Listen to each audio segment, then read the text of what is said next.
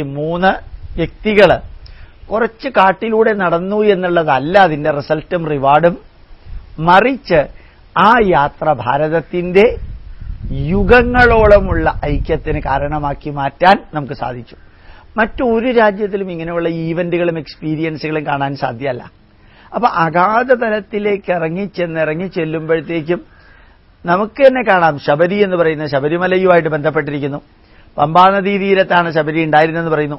ഇത് തന്നെ ഗോദാവരി തീരത്ത് അവരാവർത്തിക്കുന്നുണ്ട്. ഇത് തന്നെ വയനാട്ടിൽ അവരാവർത്തിക്കുന്നുണ്ടാവും. ഇത് തന്നെ ആസാമിൽ ആവർത്തിക്കുന്നുണ്ട്. എന്താ ഇതിന്റെ അർത്ഥം?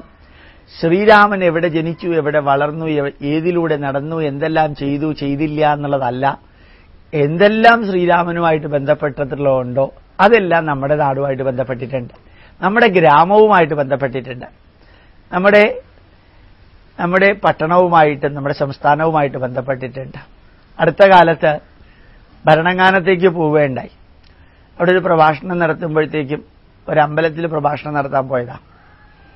അവിടെ അമ്പലത്തിലെ സെക്രട്ടറി എന്നോട് പറയേണ്ടായി, ഈ അമ്പലത്തിൽ വലിയൊരു കിണറുണ്ട്, അത് ഭീമൻ ഉണ്ടാക്കിയതാണ്. ഞാൻ ഒന്നും മിണ്ടിയില്ല. അയാൾ വീണ്ടും ചോദിച്ചു, സാറേ ഇത് ഭീമൻ ഉണ്ടാക്കിയ കിണറാണ്, സാറെന്താ ഒന്നും മിണ്ടാത്തത്? ഞാൻ കുറച്ച് കഴിഞ്ഞപ്പോൾ ഞാൻ പറഞ്ഞു, ഭീമന് കിണർ കുത്തല ജോലി എന്നുള്ളത് ഞാൻ ഇപ്പോഴാണ് മനസ്സിലാക്കിയതെന്ന്. പിന്നെ അങ്ങനെ ഒന്നും പറഞ്ഞില്ല. അപ്പൊ നമ്മളൊരു കിണറിനെയും ഭീമനുമായിട്ട് ആട്രിബ്യൂട്ട് ചെയ്യുന്നു. അങ്ങനെയാ വേണ്ടത്. ഞാൻ അംഗീകരിക്കുന്നോ ഇല്ലയോ എന്നുള്ളത് വേറെ പ്രശ്നം. അപ്പൊ നമ്മളിപ്പോ മഹാബലിപുരത്തേക്ക് പോയി കഴിഞ്ഞാൽ 5 രഥമുണ്ട്, അത് ഭീമനുമായിട്ടും അർജുനനുമായിട്ട് ബന്ധപ്പെട്ടിരിക്കുകയാണ്. നിങ്ങൾ ഇവിടേക്ക് പോയി ബീഹാറിൽ പോയി കഴിഞ്ഞാൽ അവിടെ ഒരു ഗുഹയുണ്ട്, അവിടെയാണ് ഭീമൻ താമസിച്ചിരുന്നത്, അപ്പുറത്ത് അർജുനൻ താമസിച്ചിരുന്നെന്ന് പറയും. നിങ്ങൾ ഗുജറാത്തിലേക്ക് വന്നു കഴിഞ്ഞാൽ അവിടെയും കാണാൻ സാധിക്കും. പാണ്ഡവർ വനവാസത്തിന് പോയ സമയത്ത് അവർ 5 പേരും താമസിച്ചിരുന്ന ഇവിടെയാണ് കുന്തി മാതാവ് അവർക്ക് സാമ്പാറുണ്ടാക്കി കൊടുത്തതെന്നൊക്കെ പറയുന്നവരുണ്ട്. ഒന്നും തെറ്റല്ല. അനവധി ശരികളുടെ കൂട്ടത്തിൽ ചേർത്ത് പാണ്ഡവരുടെ യാത്രയും ശ്രീരാമന്റെ യാത്രയുമെല്ലാം നാഷണൽ ഇന്റഗ്രേഷൻ ഉപയോഗിച്ച ഒരു രാഷ്ട്രം.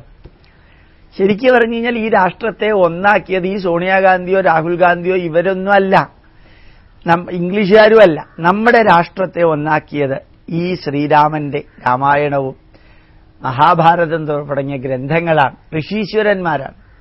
ആ ഋഷീശ്വരന്മാർ മനസ്സിനെ പിടിച്ചു കുലുക്കുന്ന ആത്മീയതയാണ് നമ്മുടെ മുമ്പിൽ സമർപ്പിച്ചത്. രാമായണത്തിലൂടെ കടന്നുപോയി നോക്കുക.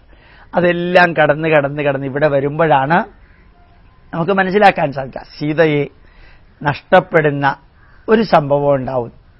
യഥാർത്ഥത്തിൽ ശ്രീരാമന് സീതയെ നഷ്ടപ്പെട്ടത് എന്തുകൊണ്ടാ എന്ന് ചിലപ്പോൾ ചോദിക്കാറുണ്ട്. വൃന്ദ എന്ന സ്ത്രീ ശ്രീ മഹാവിഷ്ണുവിനെ തപസ് ചെയ്തു. മഹാവിഷ്ണുവിനെ തപസ് ചെയ്ത് അവസാനം മഹാവിഷ്ണു പ്രത്യക്ഷമായെങ്കിലും എനിക്ക് നിന്നെ ഒരിക്കലും സ്വീകരിക്കാൻ സാധ്യമല്ല, ഞാൻ നിന്നെ മറക്കാണ് എന്ന് പറഞ്ഞു അത്രേ.